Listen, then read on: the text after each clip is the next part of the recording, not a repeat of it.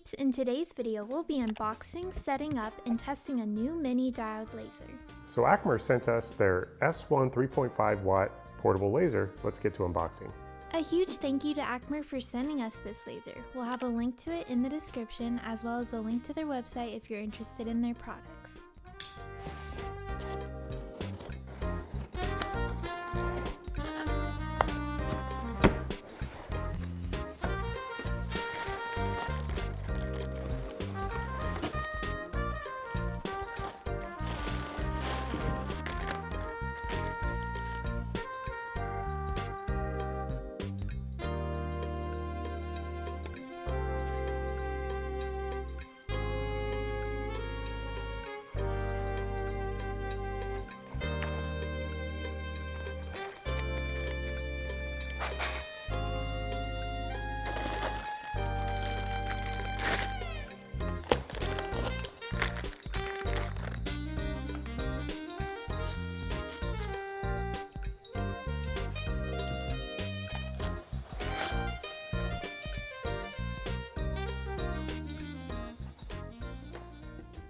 So here's everything that came in the box.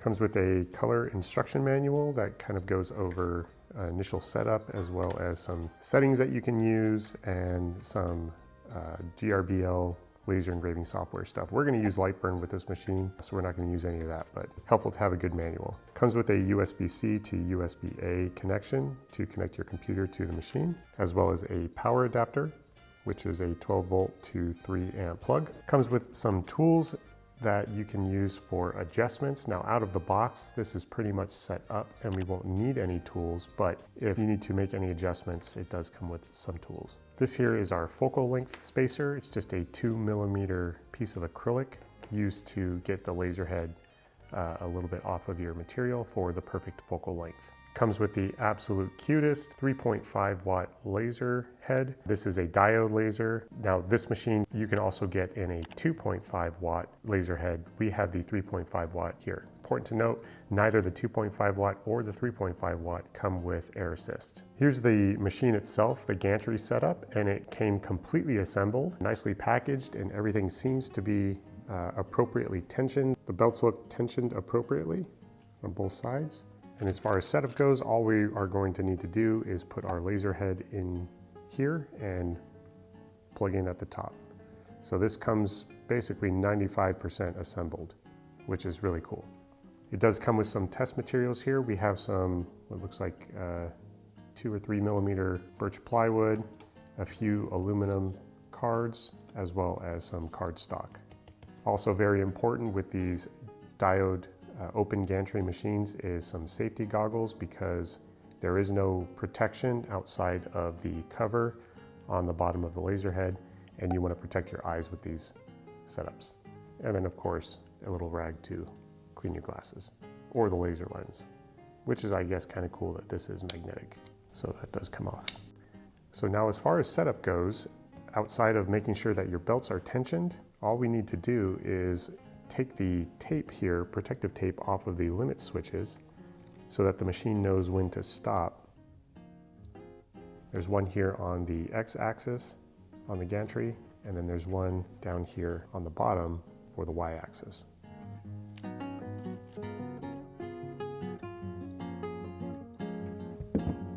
Okay, now we're going to put this little baby laser head and use the thumb screw to hold it in place.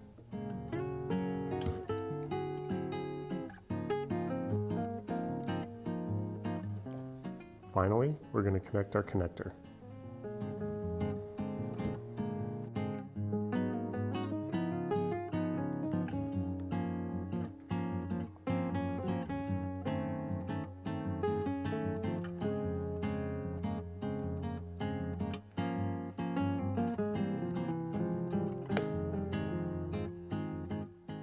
Okay, so we are fully set up here now.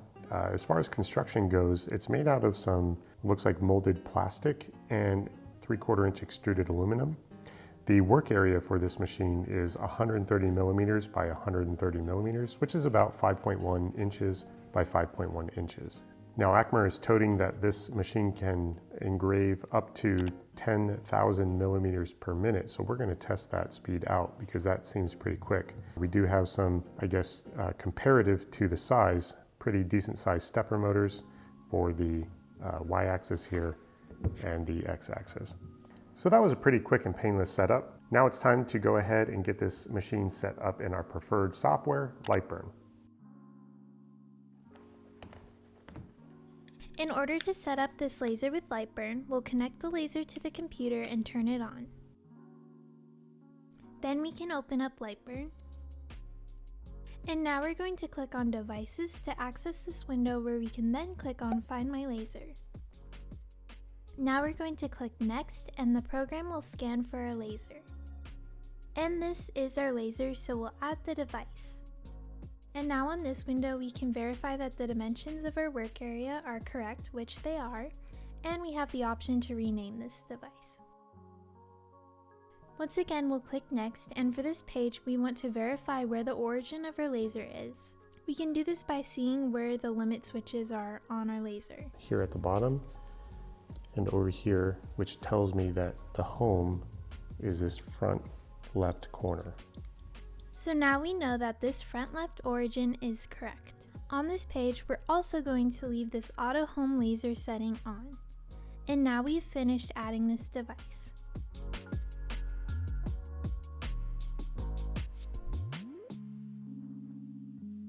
Next, we want to change the laser that's connected to our program. And in order for everything to connect properly, we found that we had to refresh this serial number by selecting a different mode and then changing it back.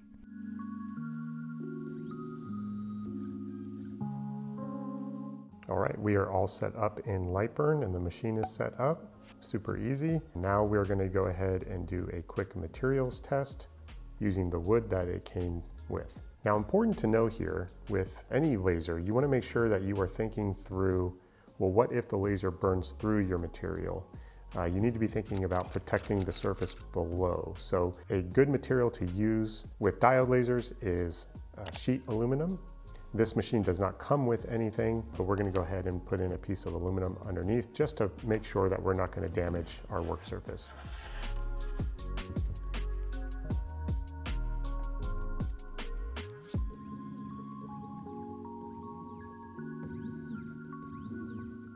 I'm going to focus the machine using the 2mm focus acrylic. Just stick that underneath there, loosen the thumb screw, and set the laser to where it rests on that acrylic. Tighten the thumb screw again, and then remove the acrylic. Now our laser head should be perfectly focused with our material.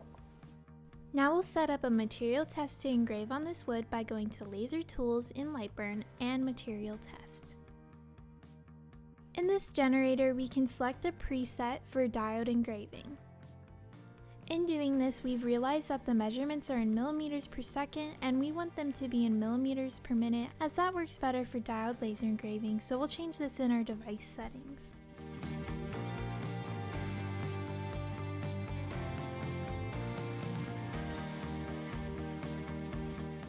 Back in the material test generator, we'll again select the engraving preset.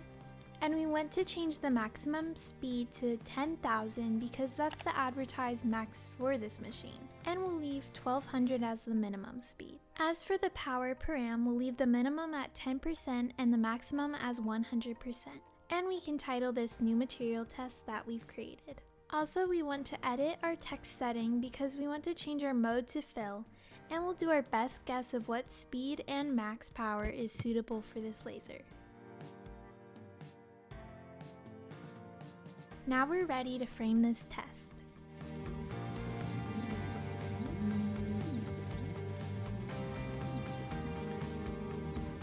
So one thing we can do here, because there is no laser light to tell us where we need to be, is I'm going to go ahead and save this.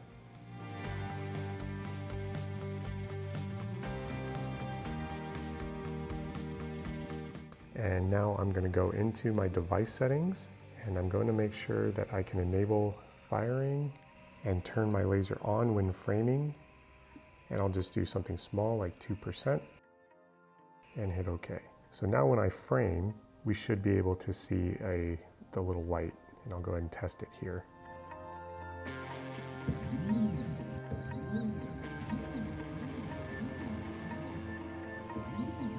Now that we were able to frame our material with the laser, we'll go back to the material test we just saved.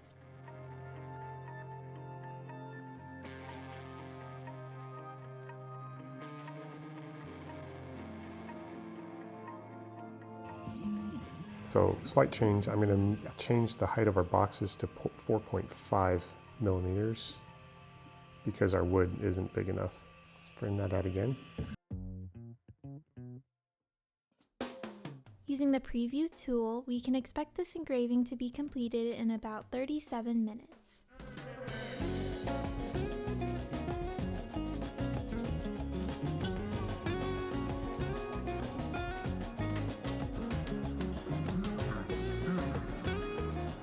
Make sure to wear your safety glasses.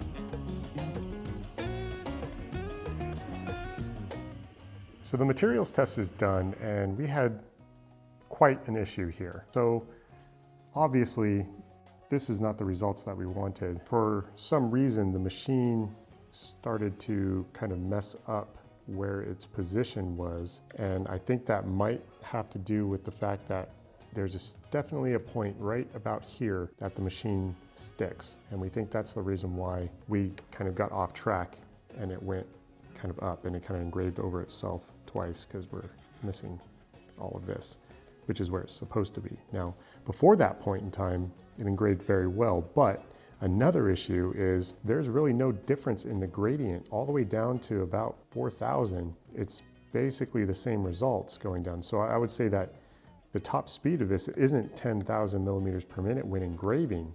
I think the travel speed is perhaps 10,000 millimeters per minute, but engraving speed is much slower at around 5,000 millimeters per minute, at least according to our results, because there should be more of a gradient going in this direction here, which they're all the same. Going all the way down. So that's what tells us that. So now we're gonna have to break out the tools and kind of see if we can do some adjustments, maybe belt adjustments on both sides, as well as checking the wheels that are on the top and bottom on our gantry here, and make sure everything is properly set up, because this is not good.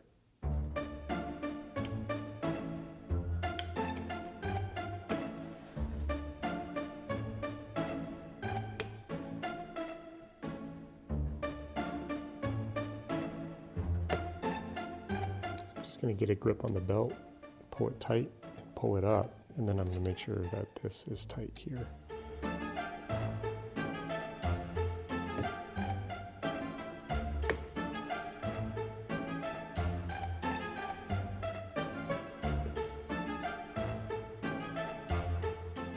We were luckily able to fix the issue by tightening the belt tension, so now we'll try to engrave the material test again. And based off of the results from our previous test, we'll lower the maximum and minimum speed per amp. Additionally, we can update the height and width of the engraving. Finally, in the Edit Text Setting tab, we want to increase the max power to 50%.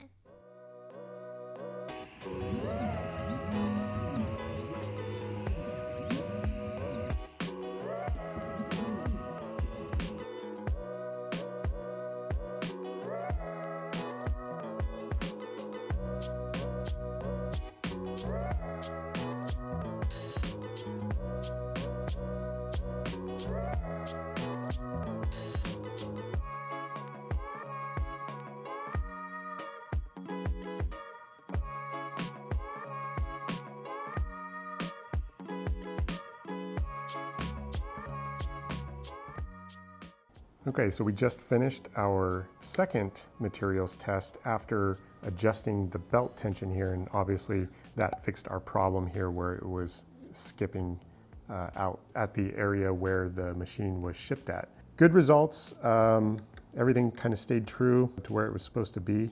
I will note here that there's not a whole lot of variation in this. I would have thought there would be more a graduated difference as we reduce this down from 10,000 millimeters per minute to 5,000 millimeters per minute. But we don't really see a lot of difference until we start looking at below 2,000 millimeters per minute.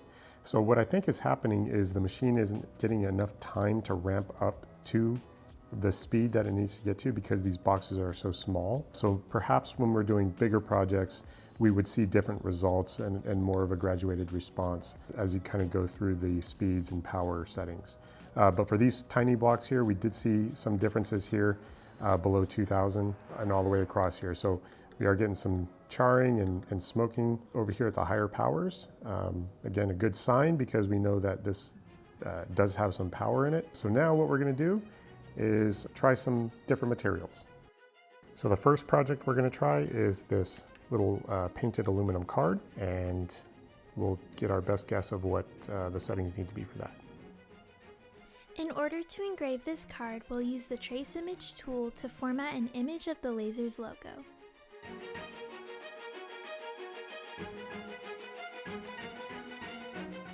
We also want to change the dimensions of this engraving and make this a fill instead of a line. As for the settings, we'll just guess what we think will work well with this laser.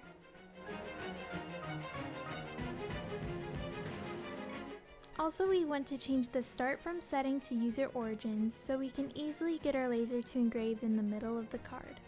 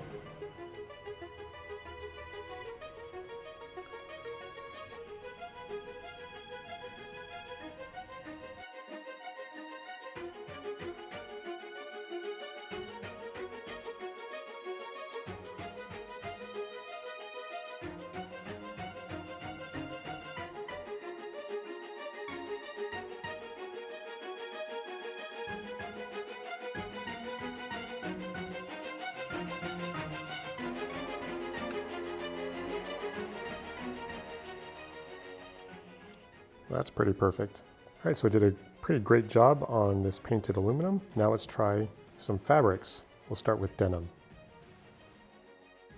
We'll be using the same design to engrave on our denim, but we need to adjust the settings. We'll start by increasing the speed to 5,000 and lower the power to 20%.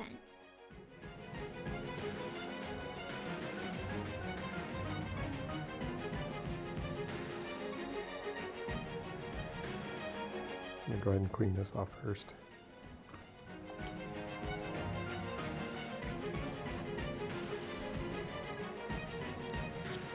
So what's really actually kind of neat about this design is the fan that keeps the laser cool up top flows down the fins and then down this funnel, which actually blows a lot of the smoke out through the bottom. So though it doesn't have an air assist, it actually does a pretty good job of flowing smoke out and not trapping it in here because of this design.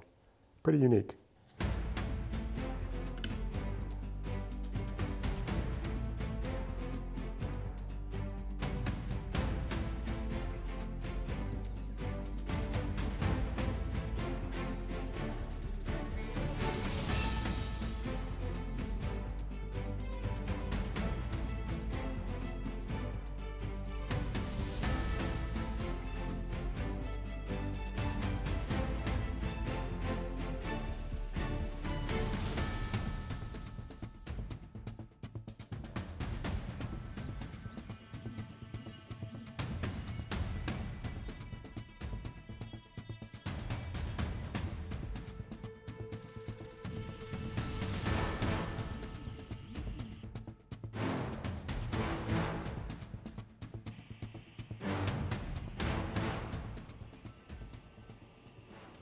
So you can see here we got some good results. It did remove the dye. We probably could turn the power up even more and get even like whiter looking results. And we did not damage the fabric at all. You can see it's still connecting, it's not ripping, which is key with fabrics. You don't want to burn too high. Yeah, I think the benefit of having a low wattage laser is doing fabrics because it doesn't require a lot of power to fire initially, which keeps the power low and heat low, and it makes it so you don't damage the fibers of your materials. Pretty good results. Next, we're going to try canvas.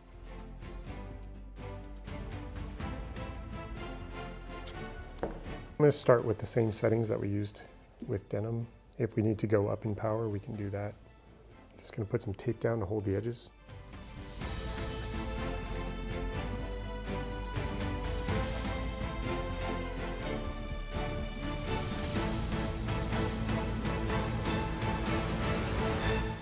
So I went ahead and stopped it because we're not marking this at all, which is fine. We're just testing to see what kind of results we can get, which settings we need. So I'm going to turn up the power a little bit and see if we can get this to mark.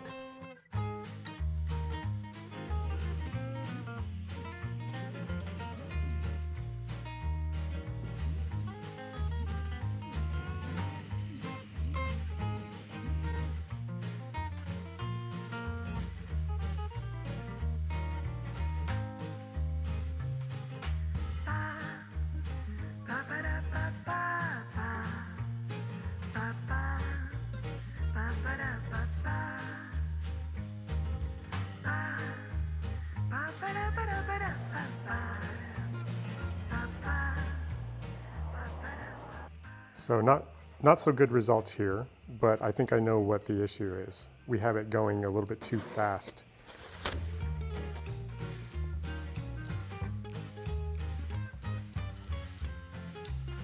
So I'll turn this back down to 20, and then I'll move the speed down, 2000.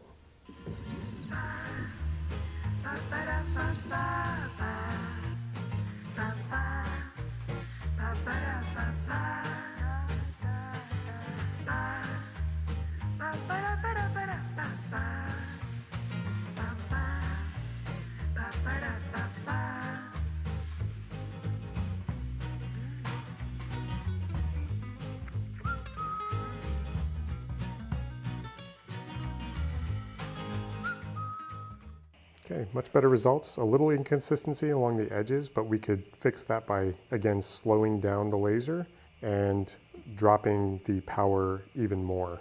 Because that's what's kind of great about this laser is even at 10%, it does mark. So that's some changes that we can make to get better results, but I think this is pretty good. We're gonna move on to our last test, cutting cardstock. Since we haven't cut cardstock with this laser before, we're not exactly sure what settings to use to cut it. So taking our best guess, we'll use a speed of 500 and a power max of 85%. Additionally, we want to change our mode from a fill to a line, so we just cut the outline. Finally, we'll use the square tool to create a border to cut around the logo.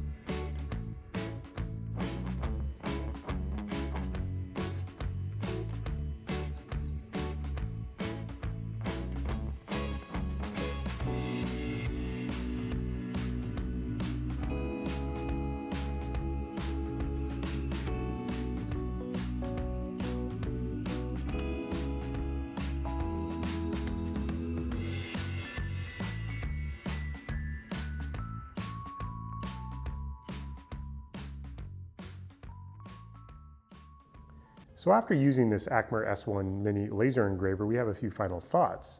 First is who this laser is for. So we definitely believe that this is for someone who's just getting into the laser engraving hobby. It's certainly a hobbyist laser, very small footprint, but it does come pre-assembled. It is easy to use right out of the box, and it's very precise.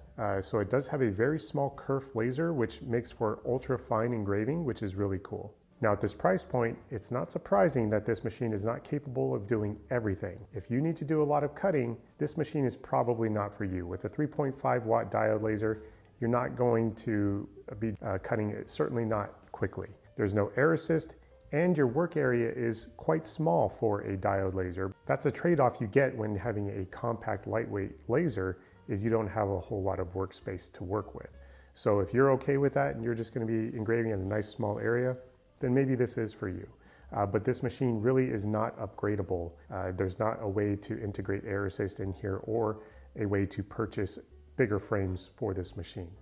Additionally, with a 3.5 watt laser, things are going to take a little bit longer to engrave out because you're not pushing that much power through the laser, so you need to make sure the speed is quite a bit slower to get darker engraving. An issue we found out of the box is the belt tension was not tight enough. So we found in our first materials test some skipping that happened that ruined that first materials test. But after figuring out we just needed to tighten the belts, we had flawless results after that point. A pro of a 3.5 watt laser is that you can get a lot of detail on fabrics.